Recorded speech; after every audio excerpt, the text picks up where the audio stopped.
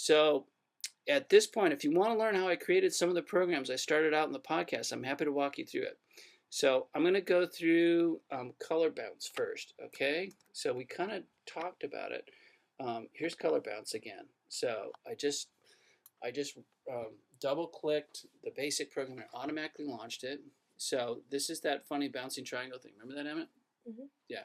Okay, so here's the code on how I wrote it. I'm going to stop the program and I'm going to hit list. Okay.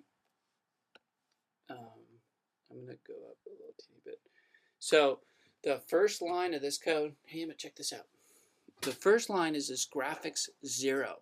So that means that I want to do a graphics screen. That's this screen. And then I'd say I want the window, my graphics window, to be 600 pixels by 600 pixels. So that's why this is a square. So that goes up to 600 pixels by 600 pixels. So we start with the graphics window of 600 by 600, and then I have all these things called dx and dy and dx2 and dy2. So these are actually the velocities. I mean, picture I'm throwing 3 tennis balls, and so I'm setting the velocities of the tennis balls, and they're called dx because that's how many pixels that the tennis balls are going to be moving each time that the program does something. And then I do a loop for j equals 1 to 400. And then I basically say, hey, my x coordinates, I compute my x coordinates, and then I compute my y coordinates, and then I go in and I say, hey, if one of the tennis balls hits 600, then basically reverses direction. That's this little thing. So if it hits 600 or if it gets to be less than 0, then I just flip-flop the velocity. If it was positive, I make it negative. If it was negative, I make it positive. So I do that for each of the x coordinates, each of the y coordinates, and then when I draw the lines, I draw them a random color. You notice how these are different colors each time. The random color thing made more sense when I had it just go really crazy fast, because then you can see the colors changing. But basically, basic allows you to have from 0 to 100 in the red component, 0 to 100 in the blue component, and 0 to 100 in the green component. And then I just draw lines. I say, hey, line to x1, line to x2, line to x3, and then make a line back to x1 again. So that's just drawing the triangle.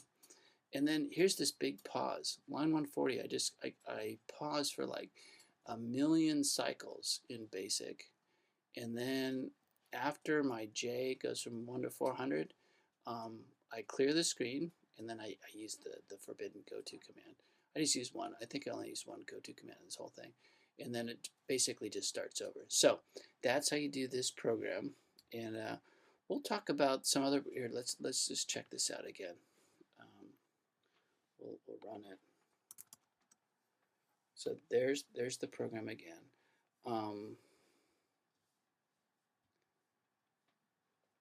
And then here's the one, no pause. Oop, it's still running, so I'm going to stop it. And then I'm going to run the one, no pause. This one's almost exactly the same program, but I'll show you the difference. I'm going to do a list on this program. It's almost the exact same thing, but I don't ever clear the screen. It's basically, and then I don't do the pause. So it's basically the exact same program as the one that we just went through, but there's no pausing here.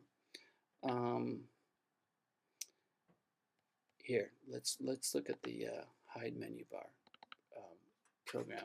Oh, I love this program. Hiding the menu bar is so cool. So I'm going to hit clear the screen, list. See, it's just called Mac function, hide menu bar. I mean, that is just like so easy. So it's really easy and basic to hide the menu bar. And then how do we do that sine wave? That was a pretty cool thing. That's really super simple. Check it out.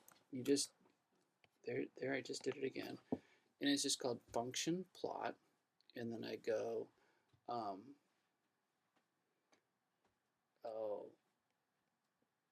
I'm doing the function is it's graphics window 0, and then the function is sine of x, and then I want to plot the x and y axis from x equals 0 to 7.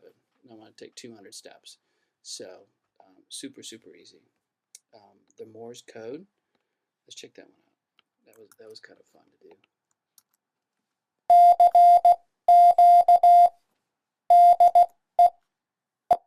So that Morse code is just Morse, and then you just put in the letters, and then here's some stuff to make it sound kind of right.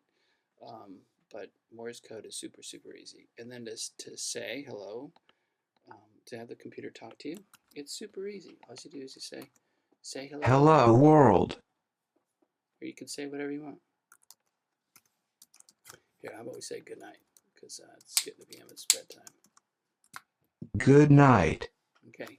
Hey, thanks for listening to the podcast. Hope you join us next time for Flash programming.